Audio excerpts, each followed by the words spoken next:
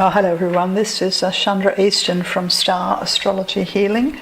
Just thought I'd have a bit of a look at the charts for the upcoming Australian federal election and see what I can see astrologically.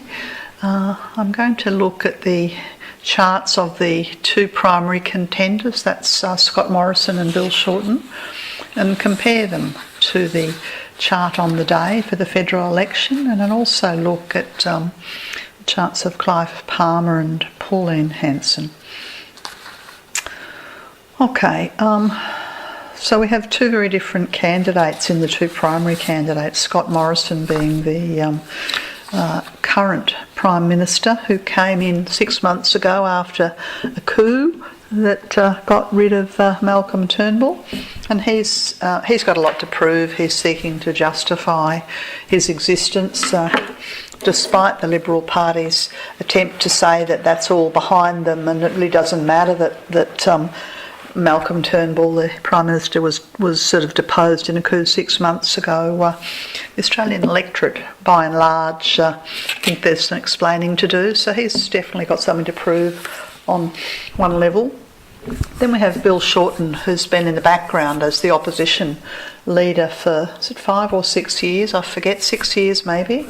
And from all accounts, with surveys that are run, he doesn't have the same appeal to the masses, even though people generally, broadly speaking, the approval rating for the Labor Party has risen.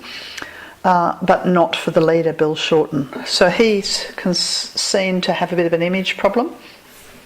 Yeah, and then we have Pauline Hanson, who's been around Australian politics for, 15, 20 years, and Clive Palmer, who's been on the federal political scene for probably maybe a decade. I'm a bit vague on those details, and they represent different aspects. Clive Palmer represents his United Australia Party, and Pauline Hanson, she kind of represents the underdog, I suppose you'd say.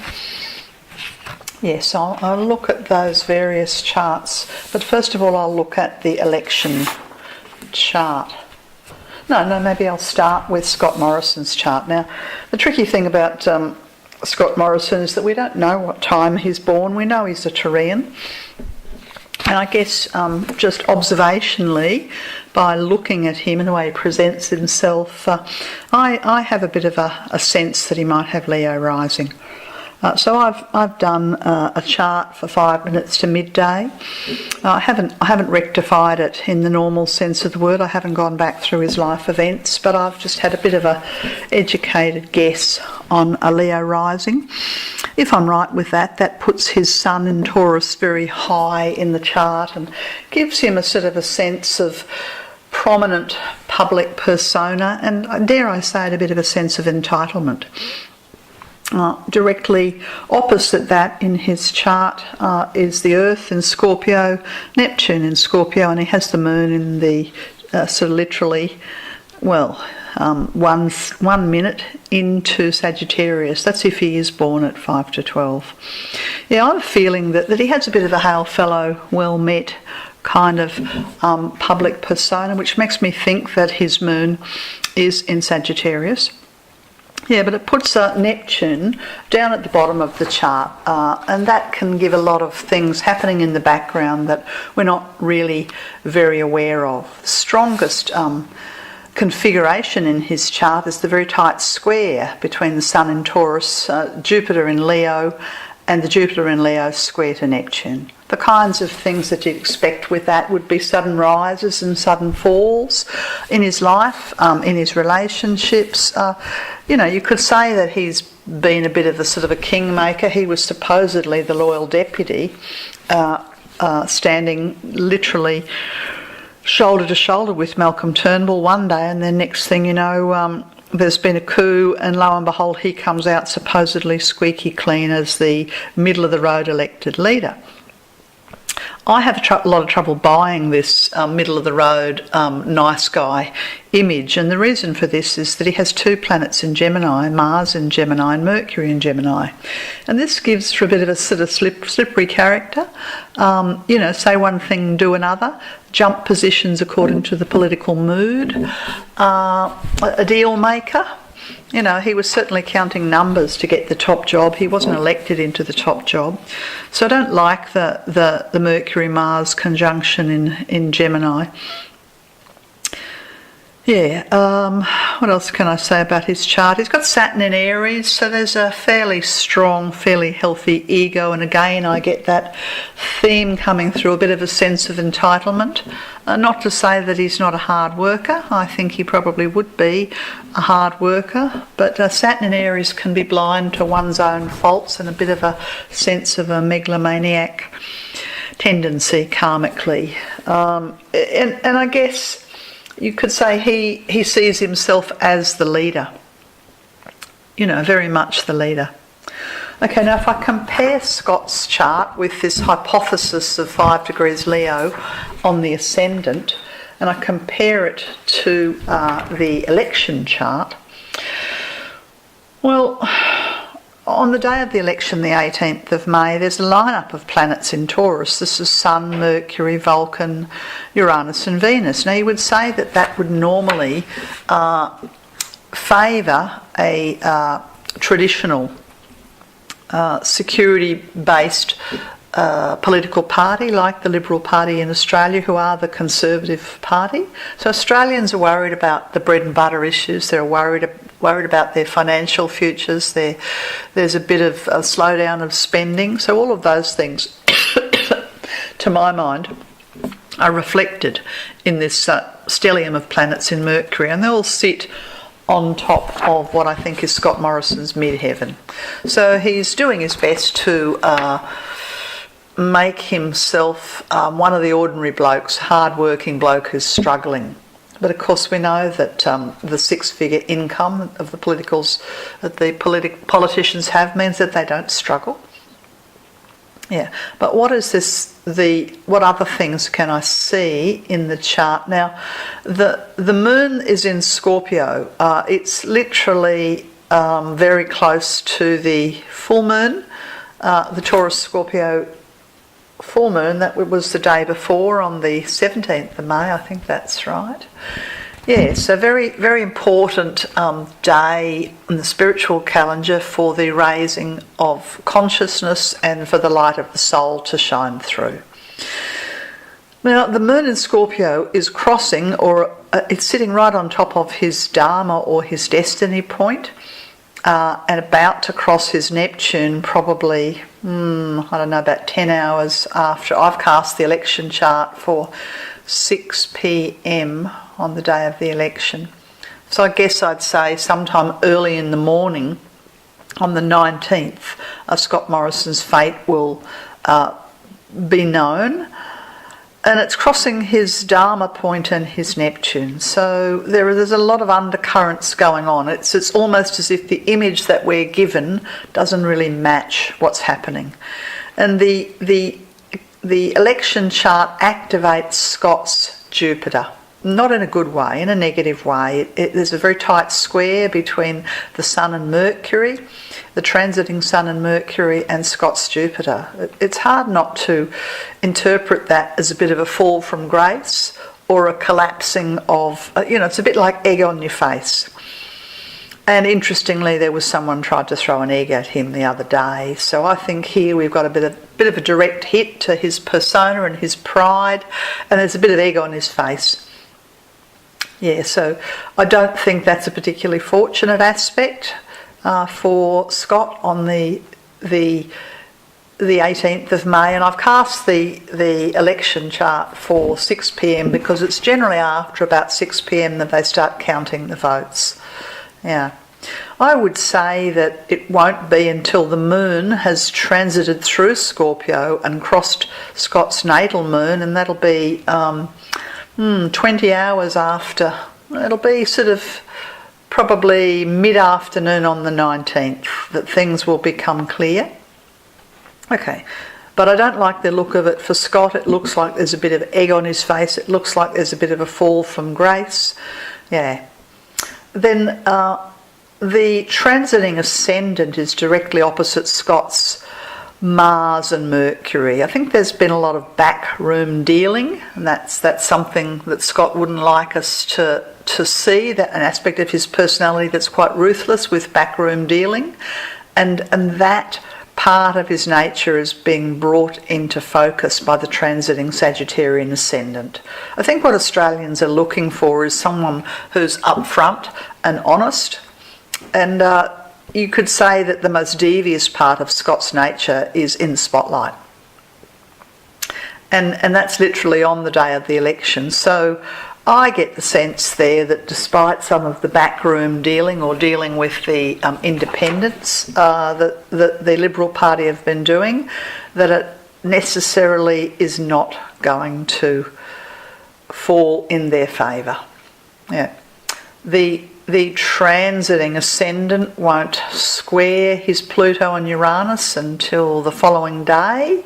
So I would imagine that sometime in the middle of the afternoon on the 19th of May, from all accounts, that Scott would concede that he has failed to carry the confidence of the Australian electorate. Yeah, that would be my feeling about it, because we have this fixed T-square going on that involves his Sun, his midheaven, transiting Mercury, transiting Sun, his natal Jupiter, the transiting midheaven, the natal Dharma point, the Earth, and Neptune. So the whole thing looks like the grounds are shifting beneath him, and he simply doesn't come across as the safe pair of hands. There have been a lot of lies told. You know, the classic lie has been that we're all back in the black.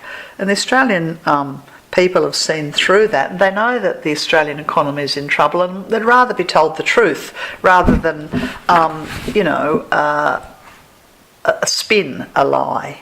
So I think the lies will bring his party undone, and I think that he will concede on the 19th of May. Okay, before I go and look at Bill's chart, I might just talk a little broadly about the election chart. And what the election chart indicates the probable outcomes. And this election chart has a rising Jupiter in Sagittarius and a Sagittarian ascendant. So this message of a fair go. And what we want is a fair go for everybody, not just a fair go for the miners or fair go for those on the six-figure salaries. Well, we want a fair go for everybody. All the planets in Taurus fall across the sixth house. The cost of living and the bankable income and the freeze on incomes and the manipulation of the figures of the last 6 years, so that while they try and tell us that everybody's in work, really there are a lot of people who are running a couple of jobs and still not making enough money. They're the issues. Yes, in this chart at 6 p.m. the moon is square the midheaven, and within 10 hours, that's the following morning, the midheaven would also be square the sun. So I think that the incumbent party, the Liberal National Party, and the incumbent Prime Minister will be unceremoniously dumped, because the cost of living doesn't match. The cost of living for the average person doesn't match the message that's going on, that there's a fair go happening for everybody. Australia's clearly in an economic downturn. The mining boom's been over for 2 or 3 years, and we haven't yet had a bounce with the economics for the average person. This is represented by Saturn and Pluto and the South Node in the sign of Capricorn in the house of money, the second house. So people are hurting, people are feeling the pinch, and people would like a clear way out for everybody, not just money for the haves. And the gap between the haves and the have-nots is certainly widening. Okay, so let's have a bit of a look at Bill Shorten's chart. And again, we have the same dilemma in that we don't know what time Bill's born. And I've put a bit of a guesstimate, and again, I haven't rectified it thoroughly, but I've got a bit of a guesstimate at his chart at around 9:45 in the morning, and I've given him a Gemini rising. And what that does is put Saturn sitting on his midheaven. Now, he's always had an image issue. And he rose from the trade unions, and I think that the representative of the trade unions and the sort of advocate of the fair work for everybody is representative of this very elevated Saturn. Okay, other things that are in Bill's chart, natal chart, very interesting. His date of birth is very close to Scott Morrison's. Scott's born on the 13th of May and Bill's born on the 12th of May. Yeah. Okay, so now when I take Bill's chart and I compare it to the election chart, there's a few things that are similar, the same as because their birthdays are quite similar, not in the same year. Bill's born in 67 and Scott's born in 68.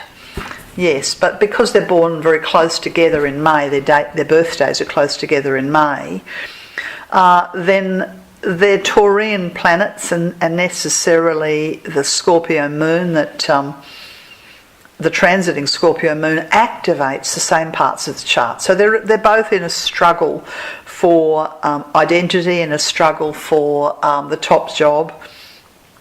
What's different in the charts, though, is that the transiting Mars is in Cancer on the 18th of May, and it conjuncts and sits right on top of the natal Venus in Cancer that Bill has.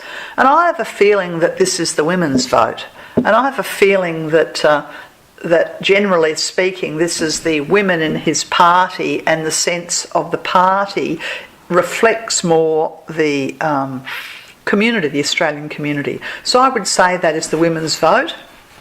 And for the first time, I think, in memory, Bill's shown emotion and been visibly upset on the media. And so we've seen sort of some of his sort of more fragile emotional side of his nature.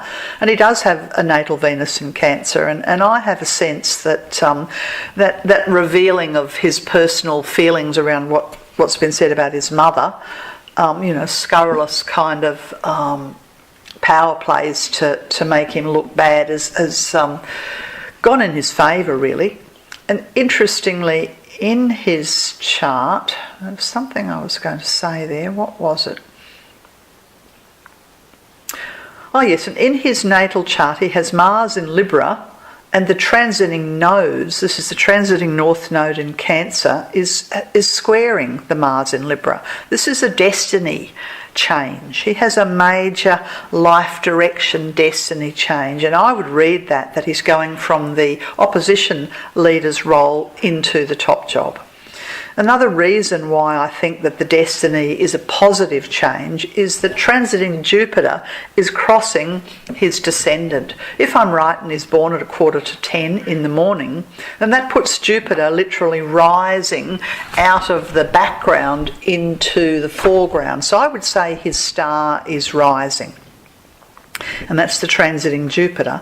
And I think that it's rising in a very positive way, and this is reflected in the chart in the transiting nodes square his Mars. He's been a negotiator, unlike a Scott who says, I'm the leader, follow me. Bill is much more of a team player. Yeah? And so his Mars in Libra, that's got a very strong relationship to his approach to his work, is collaborative. Yeah, there's a pretty key difference there. So in short, I think he's getting the women's vote. I think his destiny's changing. I believe that his star is rising and he will end up in the top job. Having said all of that, that's not the be-all and the end-all, because we have Pauline Hanson and Clive Palmer. Okay, so let's talk about these charts. Now, Clive Palmer and the United Australia Party, that's what it's called, He's an Aries. His sun's in the 5th degree of Aries, and we do know his time of birth. He's born at 3:10 in the afternoon, 1954, and it gives him Cancer rising. Okay, so the sign of Cancer has a lot to do with nurturing, and I guess some people nurture themselves, some people nurture their children, some nurture their communities, some are interested in nurturing their nation, some people have a more global nurturing approach.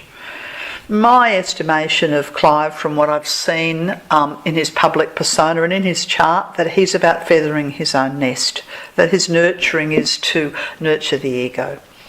One of the terrifying things, and I won't say much about Clive's chart, but one of the terrifying things when I look at the chart is to notice that transiting Saturn is activating it. And let me just explain. In the Australian election chart, Saturn is in Capricorn, and it represents the sort of hard times that are kind of happening in Australia with economy and the economic slowdown and the failure for wages to increase. And this Saturn is sitting right on top of Clive's destiny point. Yeah, so this kind of sticks in my craw. He made his money from mining. And, well, the mining boom's over, but he's busy feathering his nest in other ways. And of course, this brings us to the issue of climate change and the Adani mine and all the other mines, and the attempt on the part of certain political parties to literally take the resources from the ground and use them to feather their own nests. And this is what Clive's always done. This is how he made his billions and how he continues to want to make his billions. And recently, just in the last week, we've heard that Clive's done a deal with the Liberal Party, to hand preferences over because the Liberals are concerned that they're losing the election. So they are in bed with the billionaire who's made his money from unashamedly from the earth and from the minerals. And now the Adani mine and all the other mines, this is kind of Queensland's being sold to the highest bidder.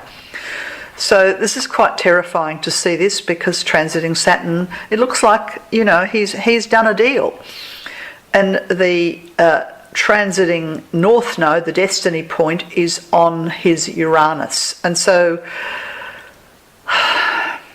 look, if he had more of a consciousness, if his awareness was for Australians as a whole, and that's his public persona, is I'm here for all you battlers, but really he's always been there for himself, and I believe he continues to be there. I guess I wonder about his health. Yeah? It's quite terrifying to see that he's done this deal, and that he looks, from all intents and purposes, to be benefiting from this election, and the only thing that would pull that apart, as far as I can see, is a health demise, and I wouldn't rule that out. The transiting midheaven on the day of the election crosses his Pluto. I would say he's the power behind the throne. He looks to benefit. The transiting Sun is very supportive of his ascendant. There's a sextile between the transiting Sun in Taurus and his Cancer. So this is a dirty deal that smells of money and politics and power that he benefits from. And very sad, very, very sad.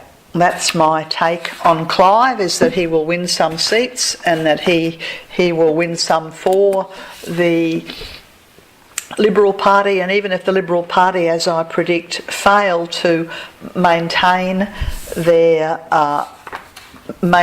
right to run the country, and even if they fall into the opposition, he will then try and strike deals with whoever he can.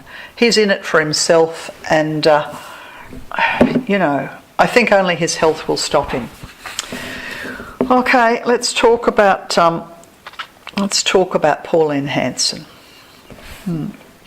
Okay, so Pauline is interestingly born the same year as Clive in 1954, just a couple of months after. So unlike Clive, she's a Gemini. Yeah, she's a Gemini, but because they're born very close in birth dates, the same as Scott Morrison and Bill Shorten are, different years but relatively close by date, the same can be true of Pauline's chart and Clive's chart. And for this reason, the transiting Saturn and the transiting North Node are similarly activating her chart. But not in the same... I don't see it as quite as beneficial. I guess what I'm inclined to say from Saturn on Pauline's North Node is that somehow or other the karma of the disunity and the racism that she has sown on behalf of what she calls the battlers will be coming back to... It's so karma bounces, you know, and there's been a lot of publicity around the various people in her party who've been falling from grace. So I'm interpreting the Saturn that is pretty close to the IC, or the bottom part of the chart, is that she's getting her karmic desserts, if you like. Yeah. Transiting Pluto sits very close to the bottom of her chart. So I think that effectively the pin has been pulled on Pauline Hanson's party, and Australians maybe see the racism for what it is, or see maybe the issue around them trying to buy and feather their own nests with the American gun lobby. Maybe that was just a bridge too far. Transiting Uranus sits in a very unpredictable place for Pauline, directly opposite her ascendant, and Venus is also directly opposite her ascendant. I have the sense that she's in for a very uncomfortable collapse. And it's like the image that I have is of water going down a plug hole. Yeah, I think her star has fallen, just as I have had a sense that Bill Shorten's star is rising. I think that's probably all I'll say about that. Yeah, she's under the same influences as Clive Palmer, but with the destabilising effect of a very prominent Uranus. So I think she'll be in for a great surprise, and I suspect that it's all over for Pauline Hanson and her political. And I would say within 12 months she will have disappeared off the Australian political scene. Whereas Clive Palmer, I think he hangs in there. I think he's the power behind the throne. I think some of his dirty deals will play out to his advantage, and failing a medical crisis, not that I would wish that upon Clive, but failing a medical crisis, he will continue to thrive. Okay, that's a lot of views and astrological insights. We'll all have to wait and see. This is Chandra Easton. I have been an astrologer for more years than I can care to count.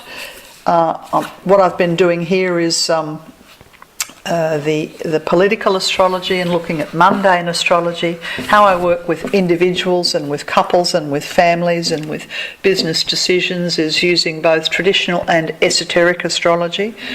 Go to my website, Star Astrology Healing, if you'd like to see more of some of the services that I offer. Hope this has been useful to you. Bye for now.